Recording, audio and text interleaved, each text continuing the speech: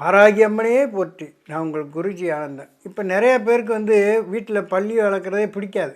ஒரு சாப்பீஸ் மாதிரி போட்டு அந்த மருந்தை போட்டு தடவிட்டு அந்த பல்லியை பூரா விரட்டி விட்டுருவாங்க. அதே மாதிரி இப்போ பல்லி ஏதாவது உணவுக்குள்ளே விழுந்துச்சுனாக்க விஷம்னு சொல்லி அதை என்ன செய்கிறாங்க, பெரும்பாலும் பல்லியை விரட்டுறது தான் குறிக்கோளாக இருக்காங்க.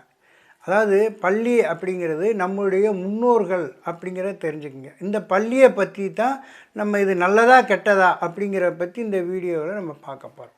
ஓம் நம சிவாய. இப்போ பொதுவாக நம்ம பள்ளின்னா என்ன, ஏற்கனவே பள்ளிக்கு நிறைய கோயில்கள் இருக்குது. குறிப்பாக காஞ்சிபுரத்தில் பள்ளிக்குன்னு தனியாக ஒரு தங்கத்தால் செய்யப்பட்ட ஒரு பள்ளியை பள்ளி அறையில் அங்கே வச்சுருப்பாங்க. அதை நம்ம எல்லாருமே போய் பார்க்கலாம். அதாவது மதிலில் நம்ம ஏறி போகும்போது பெருமாள் கோயிலில் மேலே ஏறி போகும்போது அந்த பெருமாள் கோயிலில் மேலே அந்த பள்ளி இருக்கும். அதை நம்ம போய் பார்க்கலாம். அப்போ இந்த பள்ளியை வச்சு நம்ம முன்னோர்கள் நமக்கு ஒரு நல்ல விஷயங்கள் சொல்கிறதாகத்தான் அந்த பள்ளியை நம்ம இது வரைக்கும் நமக்கு முன்னோர்கள் சொல்லி வச்சுட்டு போயிருக்காங்க. அதாவது ஒரு நல்ல காரியத்தை பற்றி நம்ம வீட்டில் உட்காந்து ஒரு பேச்சுவார்த்தை நடத்திக்கிட்டு இருக்கிறோம். அப்படிங்கும்போது உட்காந்துருக்கிறவங்களுக்கு வலது கை பக்கத்தில் அந்த கவுளி, அந்த பள்ளின்னு சொல்லக்கூடிய அந்த கவுளி சத்தம் போட்டுச்சுன்னு சொன்னால் அந்த காரியம் வெற்றி அடையும். இதே பெண்கள் பெண் பார்க்க போகிறோம் அல்லது பெண் விஷயமாக பேச போகிறோம், இல்லை திருமணம் சம்மந்தமாக பேச போகிறோம் அப்படின்னா அவங்களுக்கு இடது பக்கத்தில் அந்த கவுளி பேசினா ரொம்ப சிறப்பான பலன்கள் சொல்கிறோம்.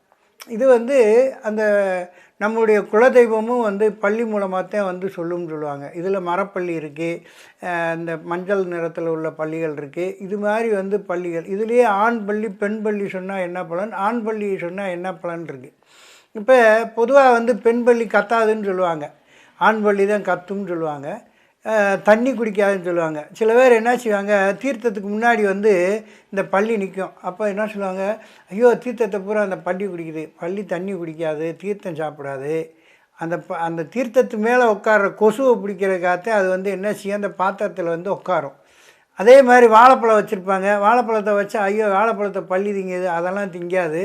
அந்த வாழைப்பழத்துக்கு மேலே உட்காரக்கூடிய கொசுவை திங்கிறதுக்கு தான் அந்த பள்ளி வருது. இதை தெரிஞ்சுக்கங்க. முக்கியமாக பூஜை அறையில் பள்ளி வர்றதுனுடைய நோக்கம் என்னென்னா, அது எந்த இடத்துல கொசுவுடைய தாக்கங்கள் இருக்கா. அப்போ நம்ம வீட்டில் கொசுவுக்கு மருந்து அடிக்கிறோம், டாட்டாய்ஸ் பொருத்தி கொசுவை விரட்டுறோம்.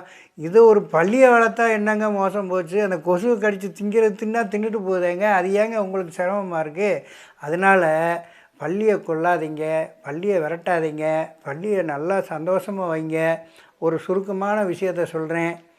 எப்பயுமே தெற்கு பக்கத்தில், தெற்கு, தென்கிழக்கு, தென்மேற்கு திசையில் பள்ளி சகுனம் கொடுத்தா பொதுவான விஷயம் நல்லது. வடக்கு திசையில், வடமேற்கு, வடகிழக்கு, வடக்கு திசைகளில் பள்ளி கவுளி சொன்னால் அது கெட்ட சகுனம். இதை அடிப்படையாக தெரிஞ்சுக்குங்க. அதே மாதிரி கிழக்கையோ மேற்கையோ அடிச்சிச்சின்னா ஏதாவது ஒரு நல்ல தகவல் அல்லது உறவினர்கள் யாரோ வரப்போகிறாங்கன்னு அர்த்தம். இதை ஃபாலோ பண்ணுங்கள். இது யாருக்கும் பெருசாக கஷ்டம் இல்லை. பள்ளியை கொல்லணும்னு நினைக்காதீங்க. அது நமக்கு தொந்தரவு கொடுக்கக்கூடிய ஏரியாவில் இல்லாமல், அதாவது நம்ம சமையல் அறையில் உணவுகளுடைய அந்த பொருள்களில் வரவிடாமல் வேணால் நீங்கள் பார்த்துக்கலாம். மற்றபடி மெயின் ஹாலு, பூஜை அறை, இது மாதிரி இருக்கிற இடத்துகளெல்லாம் பள்ளியை தாராளமாக நீங்கள் விட்டுருங்க. அவங்க வந்துட்டு போனால் நல்லது. அவங்க சொல்லக்கூடிய ஜகனங்கள் நம்முடைய வாழ்க்கைக்கு பயன்படக்கூடியதாக இருக்கும். இந்த மாதிரி ஒரு விஷயத்தை நீங்கள் தெரிஞ்சுக்கிட்டீங்க. இதை ஃபாலோ பண்ணுங்கள். நல்லதே நடக்கும், நன்மையாக இருக்கும். நன்றி, வணக்கம். ஓம் நம சிவாய.